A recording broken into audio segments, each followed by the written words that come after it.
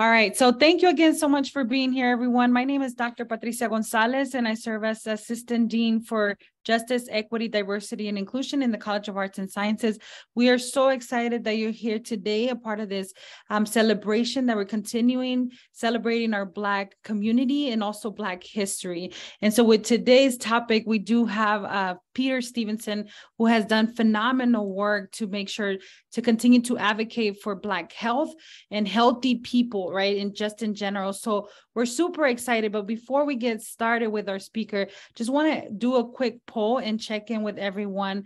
How familiar are we with this topic? So Lila's going to pull up a poll. And if you can just take a quick 2 minutes or a minute, how familiar are we with today's topic? Thank you all for participating.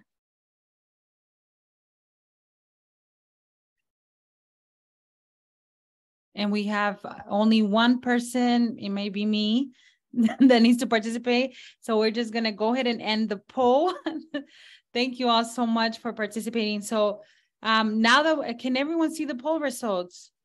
We can see that brand new, we have 10%, and then we can see that I have some amount of knowledge. We see that most people here have some knowledge, and you have a little bit of knowledge. We can see that it's for the participants that are here today. So thank you so much for being transparent. We're really excited because today's conversation is going to really encourage us to think about the following questions. What health differences exist between African American and non-African Americans? What are some of the health risks associated with predominantly within the Black community? And it's also going to invite us to think about the mental health and how it can affect our physical health. It's going to invite us to think about alternatives when we're thinking about it is expensive to get healthy. What are some alternatives? And it's also going to invite us to think about why is it important to consider medicine and going to the doctor and checking up on ourselves regularly. So with that, I just also want to thank Be Well. So Dr. Erin Cunningham is going to talk a little bit about Be Well, who have co-sponsored this event for us today. So Erin, I'm going to go ahead and pass it over to you. Well, thank you, Patricia, and thank you everyone for attending, and to Mr. Stevenson for this presentation today. I'm really excited to be a collaborator. Yeah, I'd like to share a little bit about Be Well, which is a College of Arts and Sciences based initiative. And we believe that members of our community are our most valuable asset.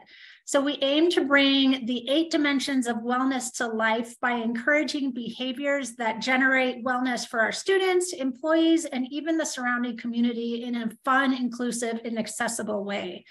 Be Well promotes benefits associated with college life by drawing upon wellness research and expertise, such as today's presentation, but also amplifying the range of wellness resources the CU Boulder campus has to offer. We're also proud to offer the Let's See You Well speaker series, which allows arts and sciences researchers and practitioners to interpret these dimensions of wellness from their perspective, thus articulating the value of a liberal arts education through the lens of wellness. So today, it's my true pleasure to collaborate with the JEDI team and Mr. Stevenson. So excited to hear this presentation, and I encourage all of you to check out Be Well, and we've got some really great upcoming presentations, one on Monday, so check it out, and I'll put a link in the chat. Thanks so much for the collaboration.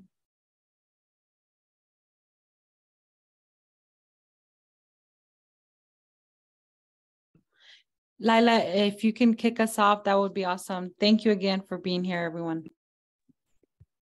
Hi, everyone. I'm Lila. I am the JEDI Office's Student Program Coordinator.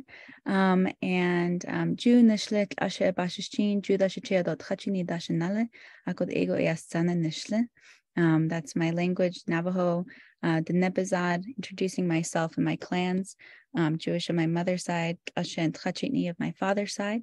And with that, we want to invite you to take a moment to reflect on your relationship to this land of Boulder and your relationship to local Indigenous communities as we're guided by the university's land acknowledgement. The University of Colorado Boulder honors and recognizes the stewardship, to land before the establishment of the state into this present moment.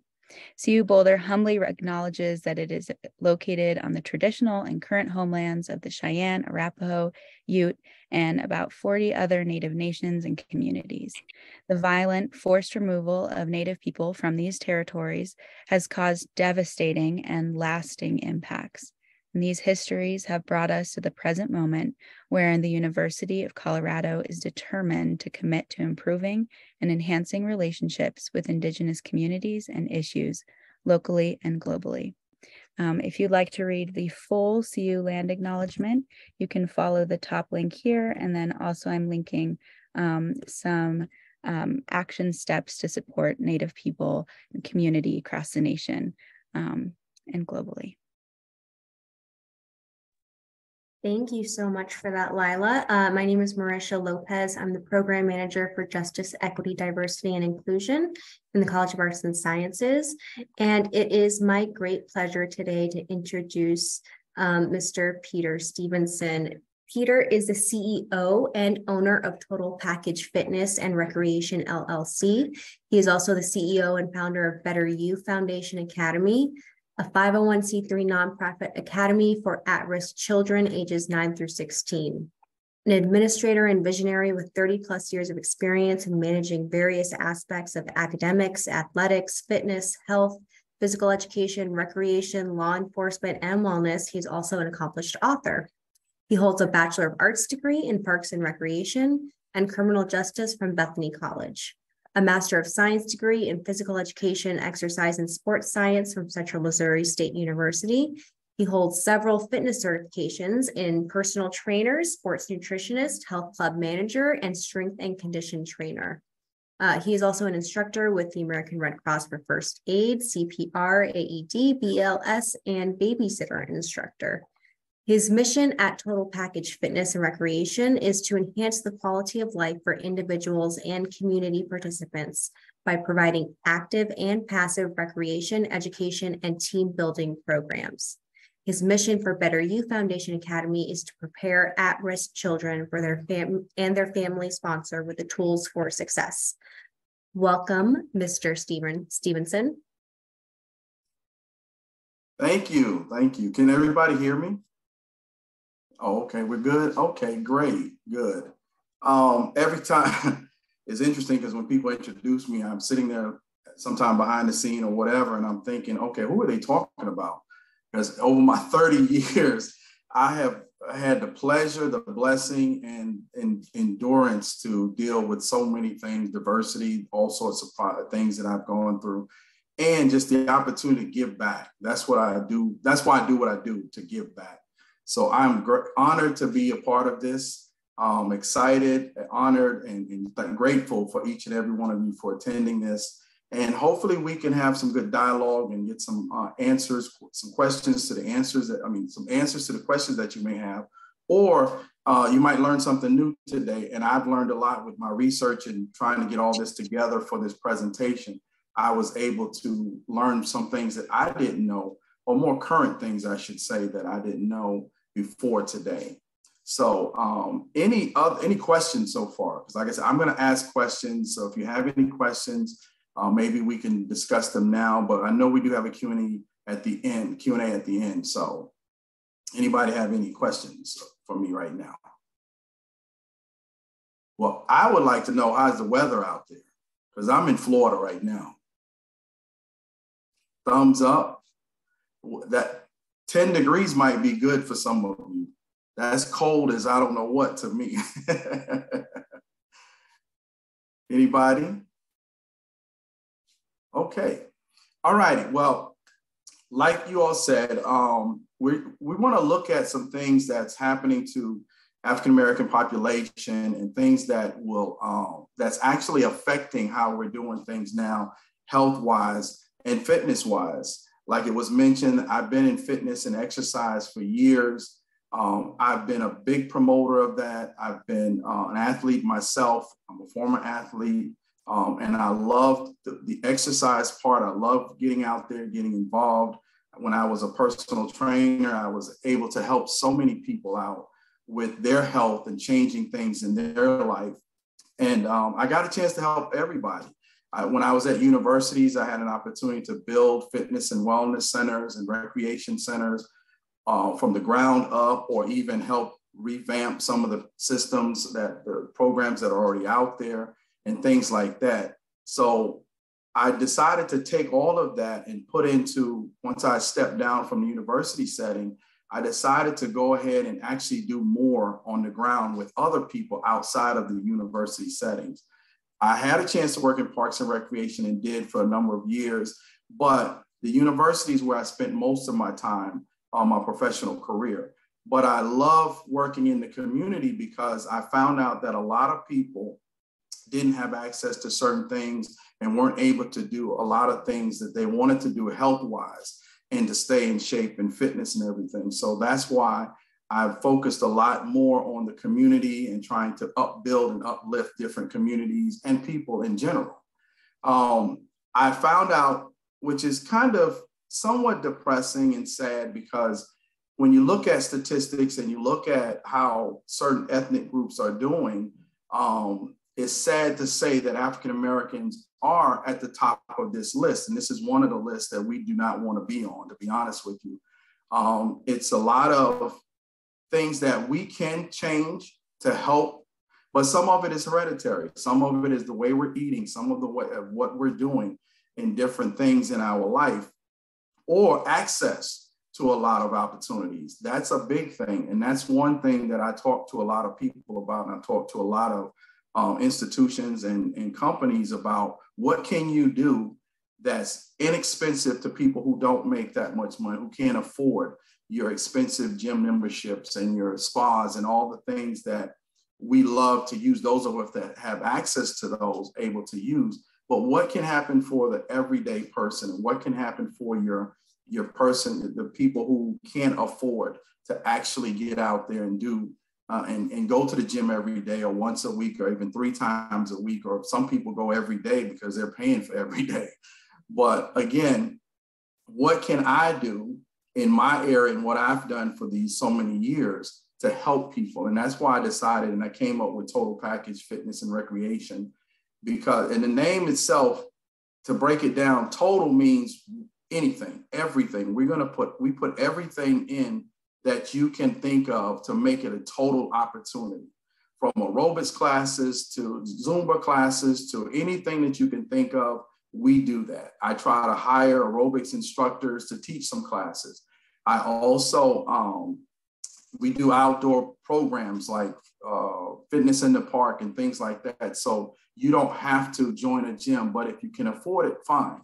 I've worked with various health insurance companies to do, how can I help the employees with employee wellness programs and stuff like that. So it's really interesting that with Total Package Fitness and Recreation, we can still have fun while we're working out and having a good time. So that's why I came up with Total Package Fitness and Recreation.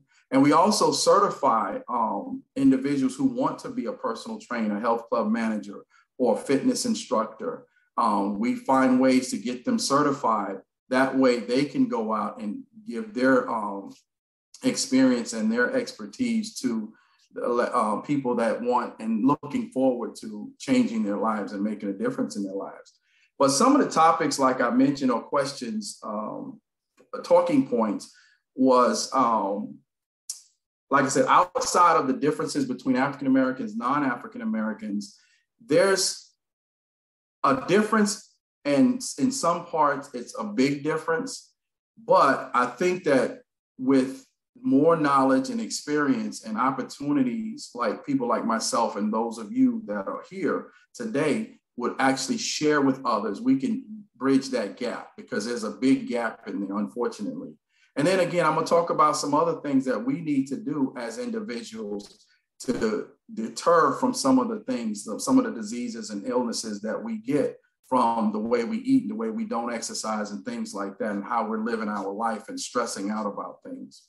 So one of the first things is I'd like to talk about the health risks associated within the Black community. And when I did some searching on this, I found out that heart disease, cancer, diabetes, and HIV and AIDS was among the top ones as far as in the African-American community. Heart disease, unfortunately, was number one out of all of them, especially in the African-American communities. Now, anybody know about the heart and what you're supposed to do and what you should do and what you're eating and all that plays a big role in this.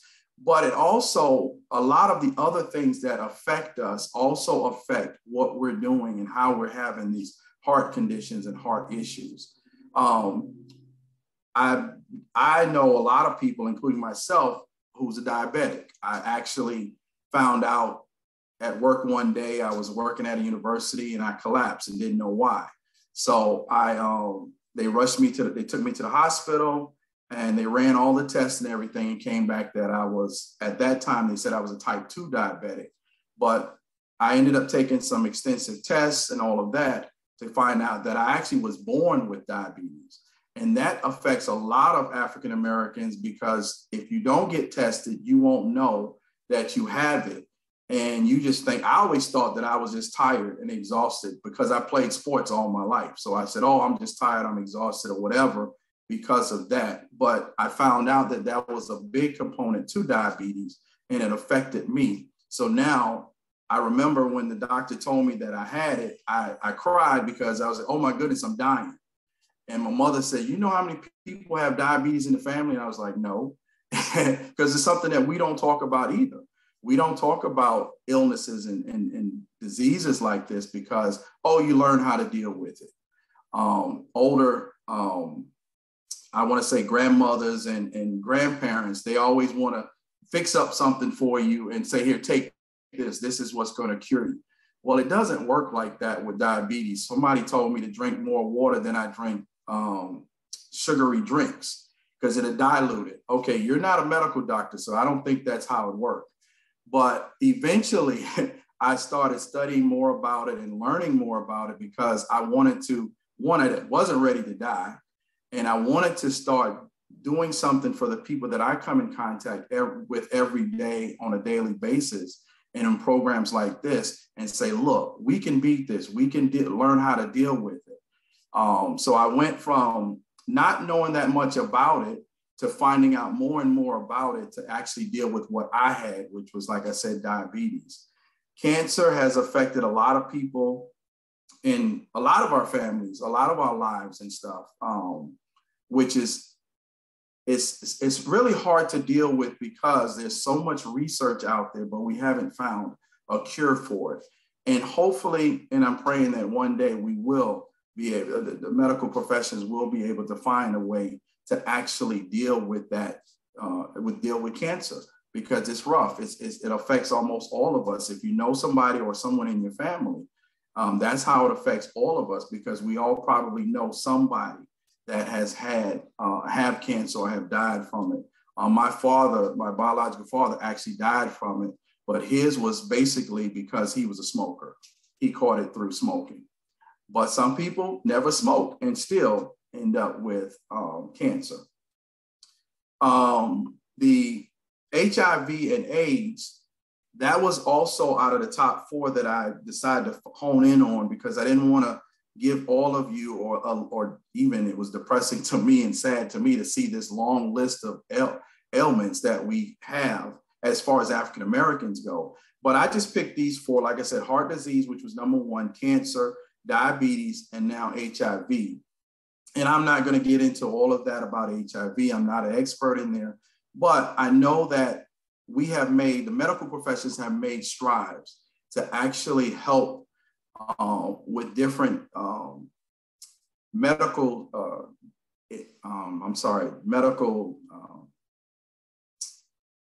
ways, breakthroughs and stuff to actually help either deter this or stop it or actually reduce it where it cannot be, and you can't infect anyone else.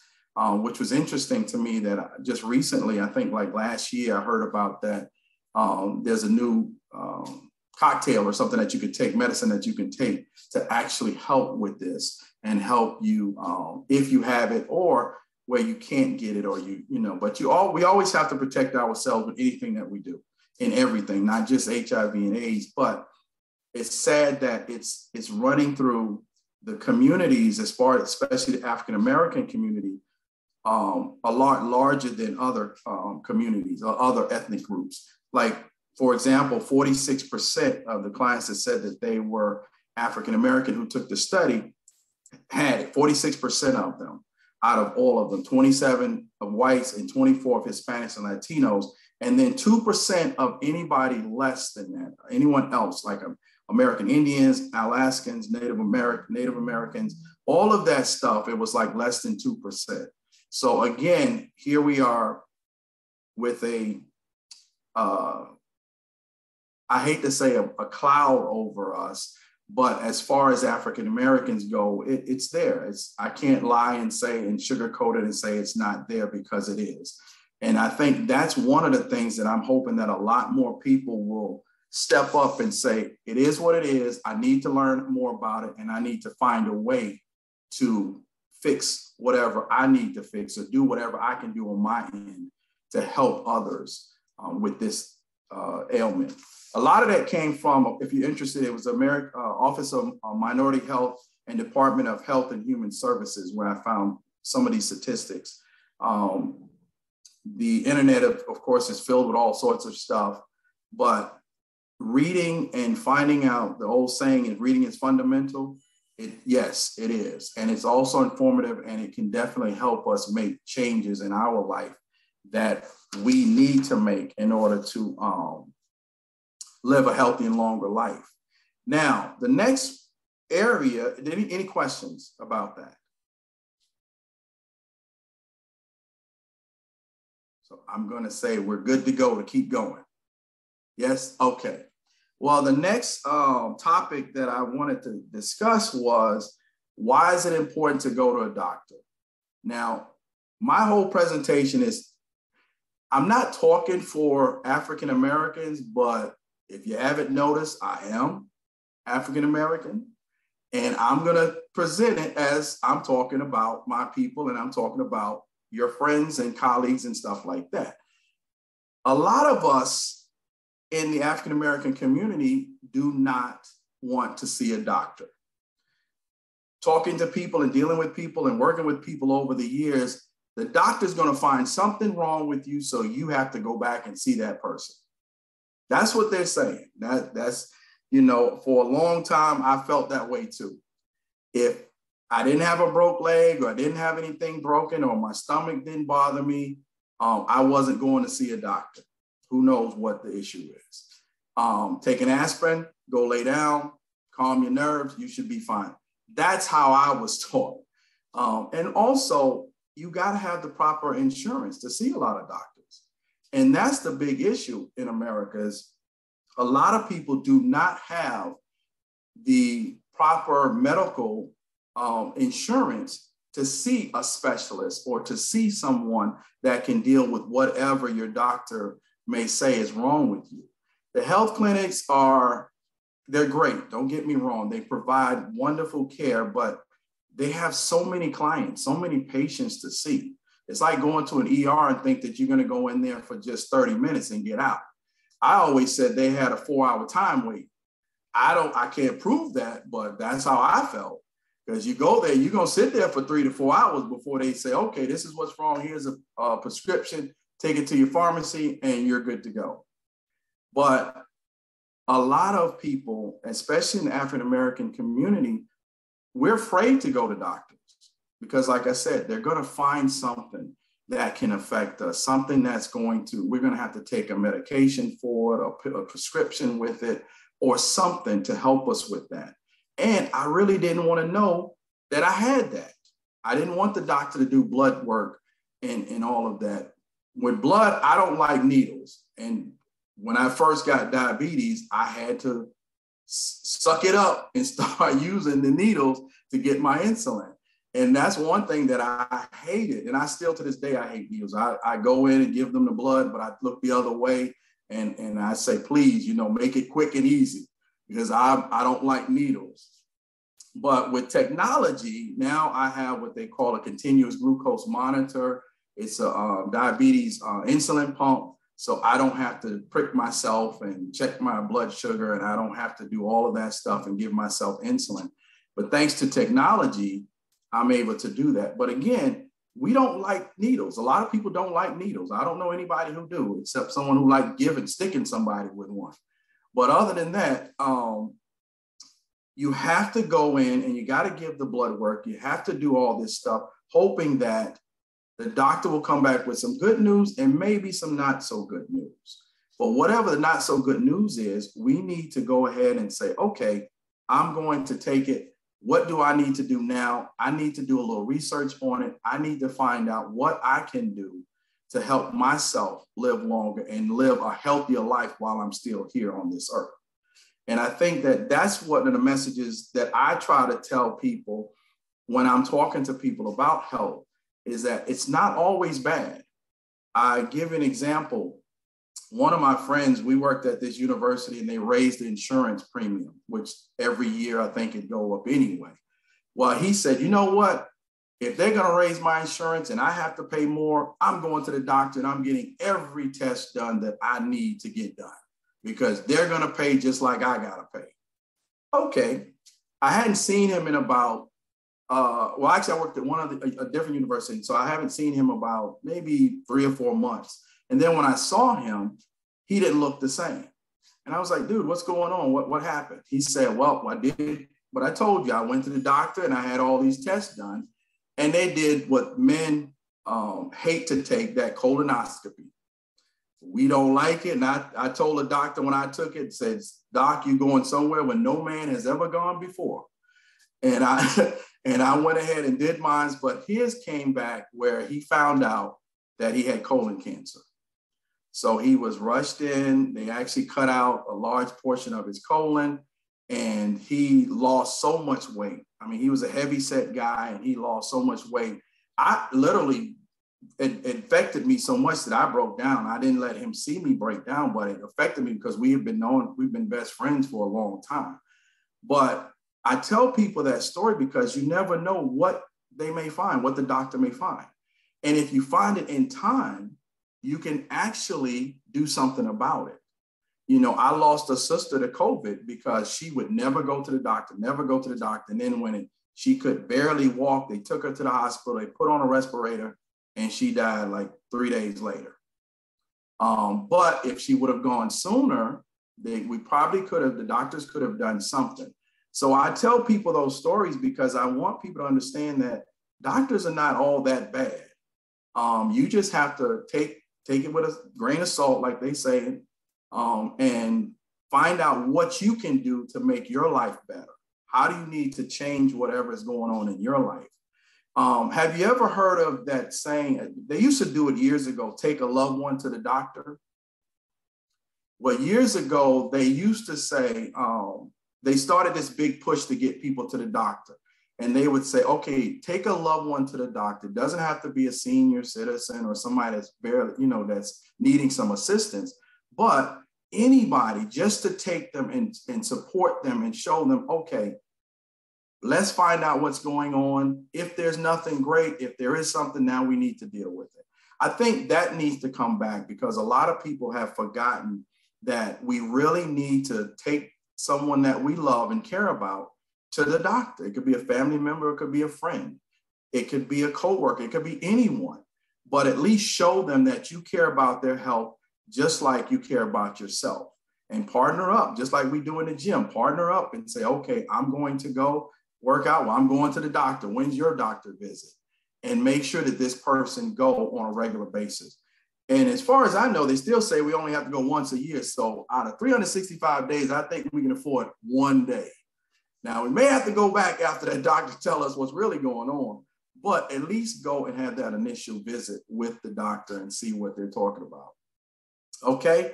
The next section that I wanted to talk about, we all know how food affects everything. I say it affects everything. Our mood, our demeanor, our health, everything. So Patricia, can we show that first video? I hope you all enjoyed this one. It's pretty hilarious to me. Black people in the South, during and after slavery, took their food and seasoned it, battered it, fried it, baked it, smoked it, and canned it. With a pinch of this and a pinch of that, we turned survival food into a delicacy that people from all walks of life enjoy eating. But to further understand my pop's deep love for soul food, I decided to go back to the Deep South, Jackson, Mississippi. I wanted to get a better sense of just how entrenched the soul food tradition is to Southerners. While there, I went to an historically black college football game at Jackson State University. Here, there were thousands of black people having a great time, and where there are thousands of black people at a social event, there's got to be some soul food. Everybody. As a Northerner returning to my Southern roots, these tailgaters reminded me that there's nothing quite like Southern hospitality. The atmosphere felt like a family reunion. How long y'all been out here tailgating? Oh man, we got out here yesterday. What time? About 3. Wait, y'all been out here since yesterday? Yeah. Everywhere I turned, people offered me something to eat. Now, I don't know about you, but growing up, my father warned my sister and me to always accept a plate of food when we came down south, even if we weren't hungry. He said folks in the South would be offended if you didn't accept their food. I ran into these brothers, who introduced me to their tailgate special. So tell me what you got inside the junk pot. Corn, neck bone, turkey neck. And what else? Potato, pig ears, pig ears, and pig feet. And pig feet. All right. Everything ain't good for you in here. All right, so wait, you said everything in here ain't good for you. It wasn't good to you, though. Good to you. And then they offered me something to eat. It's good. It was like my father was right there with me, standing on my shoulder. I really didn't want to reject their Southern hospitality, but I stopped eating pork and red meat years ago. And when I looked into that junk pot and saw that food swimming in all of those pig ears and pig feet, I was like, yo, y'all are bugging. But the social pressure got the best of me. I grabbed a piece of corn, hoping they'd be satisfied. But my man right here wasn't having it. Get that turkey there. I'm good. Get that turkey there, man. Hold up, man. Hold up. You got to have it right here. Hey, you got to have it. I'm good. Taste it. Taste it. You got to taste it in front of us. I'm going to taste it right now. Hey, there you go, dog. It ain't right. Tell the people it ain't right. Yo, I cannot front. That turkey neck drenched in pork juice was delicious. I think it truly stems from Southern hospitality, and back in the day in the South where everyone used to feed each other. If Big Mama had this much food, everybody on the block was eating. I mean, they don't think about high blood pressure or anything that's gonna happen down the line. They think about, okay, right now. We're eating now, we're at the table, so, you know, everybody come in, let's eat, let's enjoy right now. In our culture, especially black culture, we have a problem with eating all of the wrong foods, a lot of fried foods, a lot of grease. Mississippi is, not only are we the fattest state, we're the poorest state. We don't exercise and don't have the dietary choices that a lot of people have. So all of that is a part of why we are called the fattest state in the union. See, our platform, it is really to change the dynamic for living for black people and for all people who live in our ward, in the city and in the state. So we have to grapple with the issues of food and health. You cannot really create a culture of advancement if you don't have people who are plugged into the ways that we can promote life.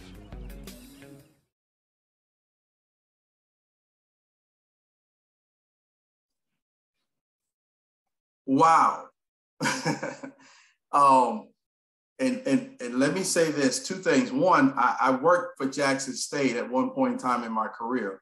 So I got a chance to experience some of that, what you saw in the video. But also, I don't eat any of that stuff. So the corn, yes, I'm okay with the corn, but all that other stuff, I'm good. No, I don't eat all of that. But my people do, you know, family members and friends, they eat like that. And again, like I was saying earlier, when you take all of that and you just eat the way you do because it's love and it's caring. And by the way, that there's an actual video, full movie of his documentary of his dad, of what he, you know, brought to everyone's attention through what happens in the South and soul food and stuff like that. But anyway, we have to start as a people, start looking at what we're eating. All the fatty foods and I like it's funny, the guy said, everything that's in here isn't good for you, but it's good to you. Now, I haven't figured that out, but what's in here is good for you, but it's not good to you. So that's interesting, but that's exactly how it is. And especially when we get together for different parties and tailgating and all that stuff, a lot of people start cooking and there's so much good food there, but we have to be careful of what we're eating because it affects so many other things that go on in our life. It's a domino effect. I feel like it's a domino effect. I got a chance to live and work in New Orleans. I think I was down there for maybe 6 or 7 years working at a university down there. And one thing that they told me when I got there, because I actually started Total Package Fitness and Recreation in New Orleans, in Louisiana. And here I am, I'm gung-ho on exercise and eating right and fitness and health and all this stuff. And they told me, I don't know how many people told me this, that I tried to help. They said, we live to eat, we don't eat to live. We live to eat, we don't eat to live. And that's so true because a lot of them just love to eat. They have what they call hurricane parties. If a hurricane is coming and they know it's going to hit New Orleans, they barbecue, they cook everything in the freezer and eat it. Everybody come over and bring their food and they cook it and eat it. And I'm like, there is no way I'm going to start a healthy fitness program and healthy eating program down here in Louisiana. But I did find several people that I was able to help and several families and communities that I was able to help with. I was on the Tulane School of Public Health and Tropical Medicine. We actually did a research project that was actually published in the journal, and it was called Making Groceries. And basically after Katrina hit, a lot of the grocery stores were demolished, were messed up. Everybody left. And when they came back, they had no stores. They had no way to get fresh fruits and vegetables and meat and all that stuff. So we found out that there was a food desert going on in Louisiana, especially in New Orleans after Katrina hit. So what we did was we ended up getting a grant, and it was myself, it was this friends of, I was at Dillard University at this time, which is in the 7th ward. I don't know if you know about different wards, because everybody talk about the 9th ward where Katrina hit, the hardest hit was the 9th ward. Well, they have a Friends of Lafitte Greenway in the 9th ward that participated in this. We also had Broad Street Community Connection, which was in the 7th ward where Dillard University is located. And then you had Tulane University, and you had the National Network of Public Health Institute. We actually ended up with a $4.5 million grant to do a full study of Louisiana, of New Orleans, and actually find out what can be done and how we can start making a change with all these different obstacles that these people had. They were averaging an hour one way to get to a grocery store to buy fresh fruit and vegetables. Now, some canned goods were available, but if you know anybody from New Orleans, they cook from scratch. They love their scratch cooking. So they were really catching a hard time trying to get fresh vegetables and fruits and vegetables for their meals. And what they did was we ended up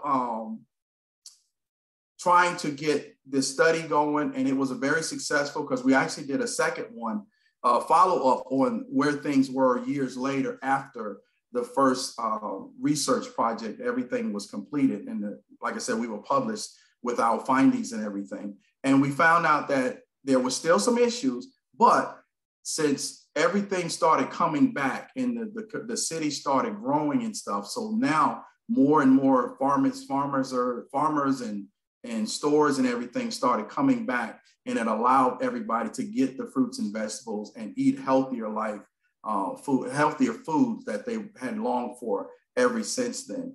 And I got to tell you something, and I don't know if you knew this, but in New Orleans, they sell what they call po' boys. It's a sub sandwich. The first sub sandwich was potatoes and ketchup. Just potatoes and ketchup on some bread. And they call po' boy. Until this day, you can go to Louisiana in New Orleans and get a po' boy that's the original po' boy with potatoes and ketchup, because they didn't have meat. But it was to sustain the people that are working in the fields and all that stuff, something to put on their stomach so that they would be able to make it through the day. Now, a couple other things, because I know time is creeping up on me. And if you don't know, I love to talk. I love this dialogue. I like sharing my experience and everything with everybody. But what I want to do is I want to talk about one thing that's really hurting the African-American community and others too. Don't get me wrong. It's not just us, but our mental health. So Patricia, can we show that quick video on the mental health?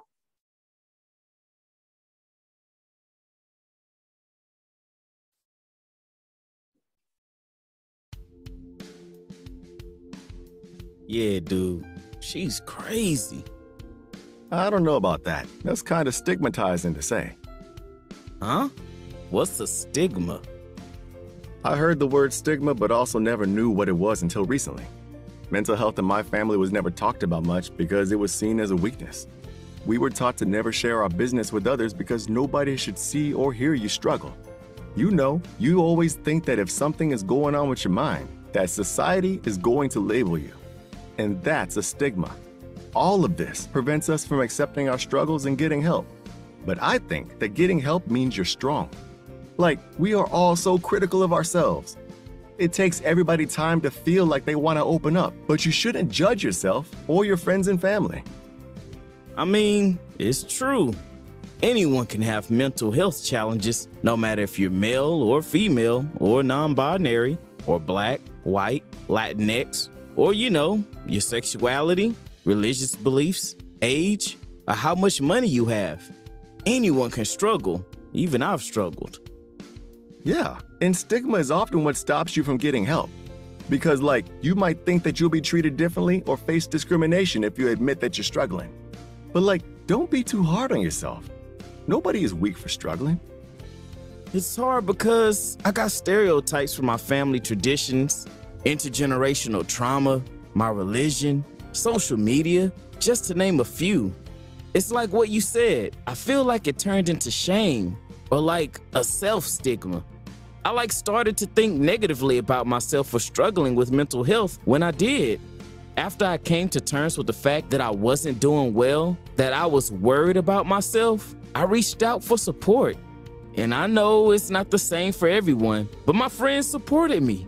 They offered to go to group sessions with me or gave me a ride and told me that it didn't change how they thought of me.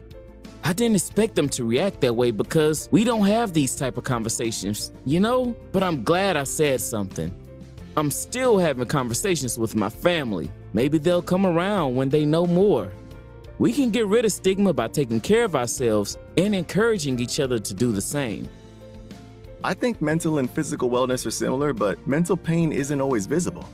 If someone has the flu or a broken bone, we don't judge or blame them. We encourage them to take care of themselves.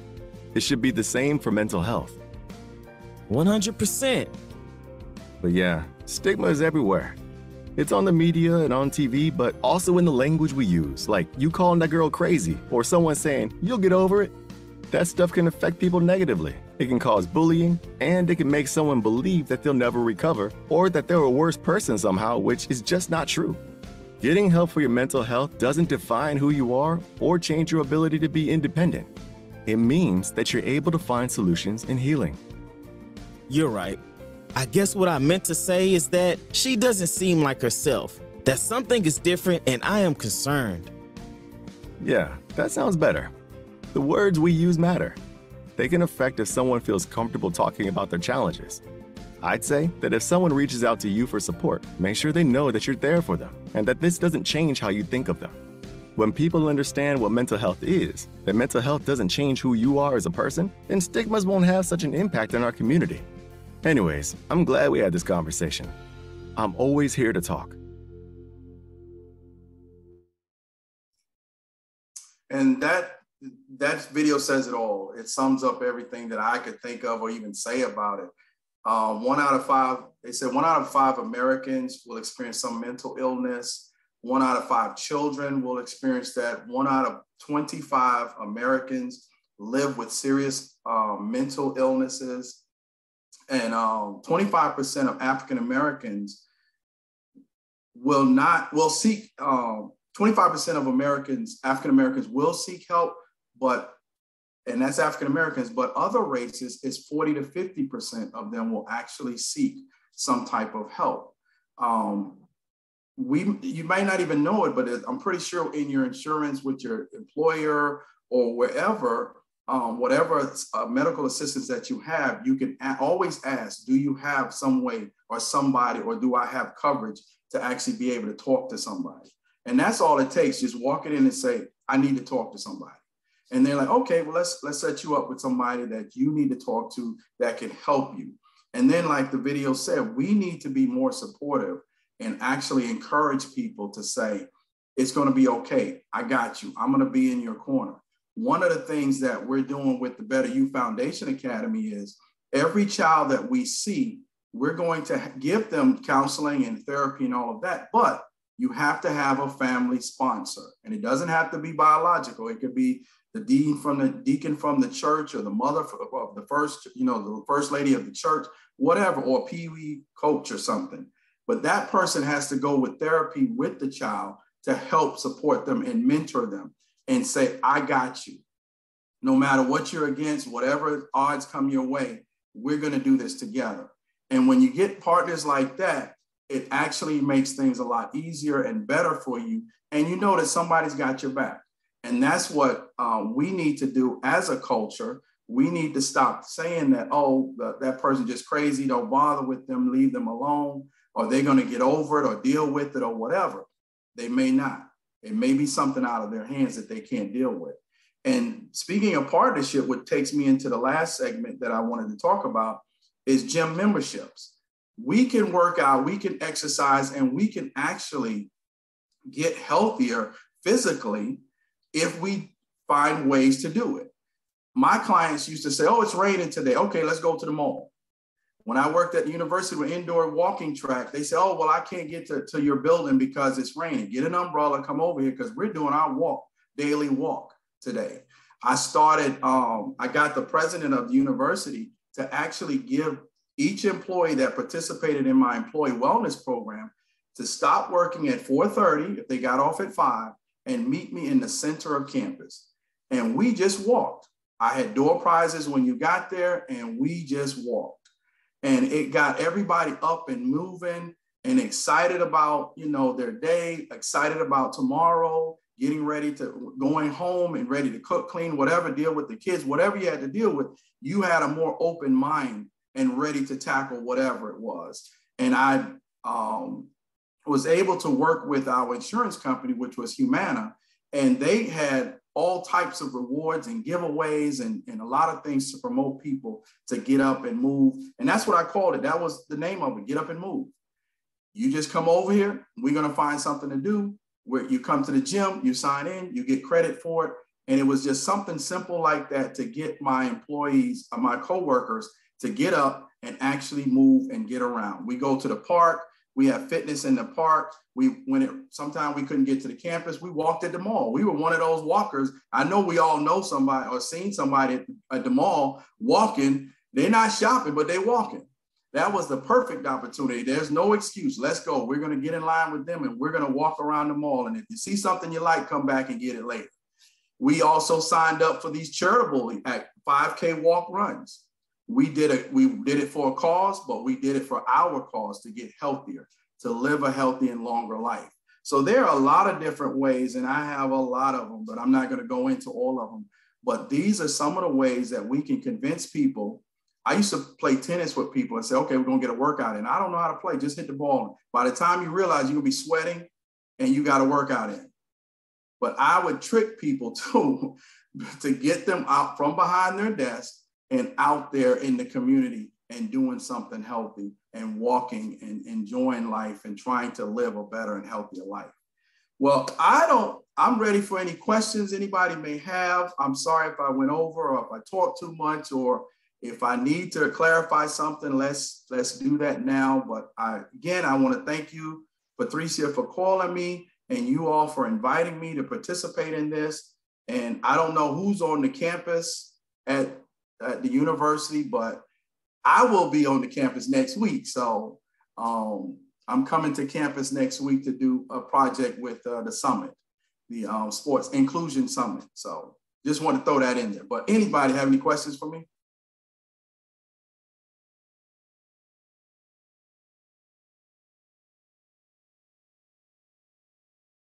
I know Lila and I are here to help facilitate question and answer. Feel free to raise your hand, come off of mute, or even type things in the chat.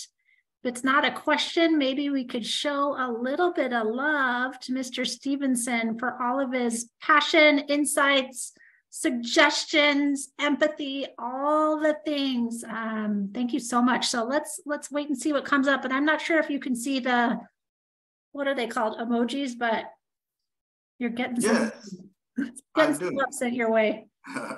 Thank you.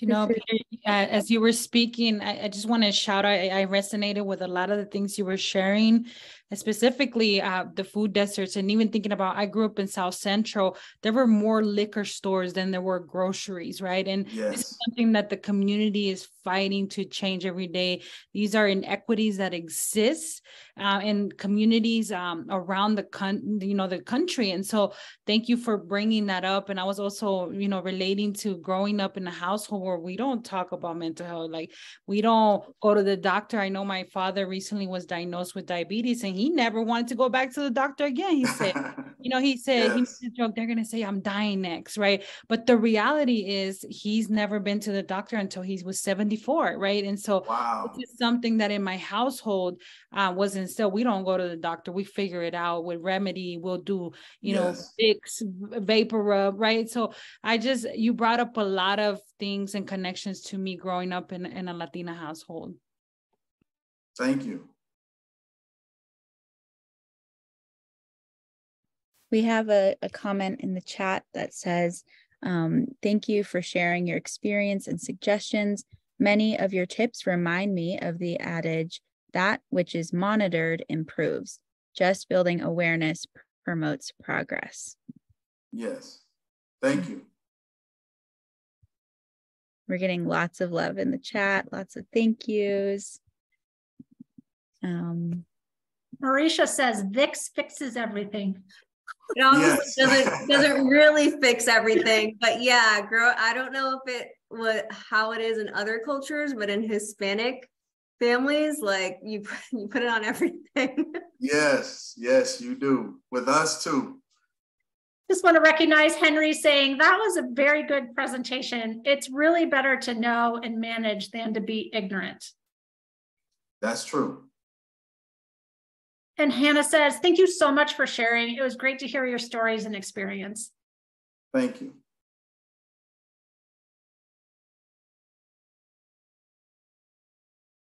I have a question. Oh, sorry. Please go ahead. Okay. My question is, when engaging with youth in particular, do you have any strategies for people who, for students who kind of don't have a lot of time in the day? So like K through 12 students who are in school most of the day and come out of school in the evening, or college students who have strange schedules. Do you have any tips for when we have kind of breaks in between or after school, between homework, small bits and pieces of fitness that we can do? Well, it's still accustomed to work out for 10 to 15, 15, 20 minutes or 30 minutes. If you have 30 minutes, then you can do something with that. You got to get the heart rate up, of course. So you have to start, ready to go if you only have 30 minutes. But if you have at least some time, that's what counts. We have to take time out of our day.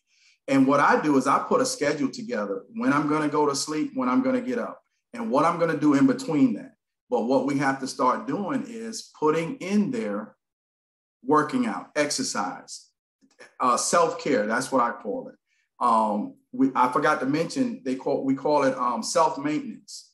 When you go to the doctor, that's called self-maintenance. Like we take our car in for a service every 3,000 miles, oil change or whatever. We got to do the same thing on a regular basis with our body. And if you do it at least 3 times a week or even once a day, stop what you're doing. Say, I got to do this for me.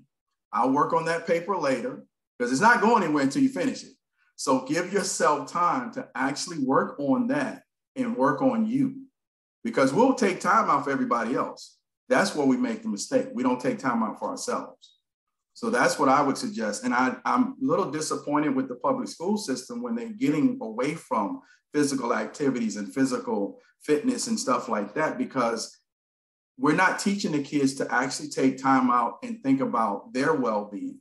If we're always saying this work, this assignment, this project, this is what's going on, all the other things that they have to deal with in life, but nobody's talking about, like we said, mental health and our physical health.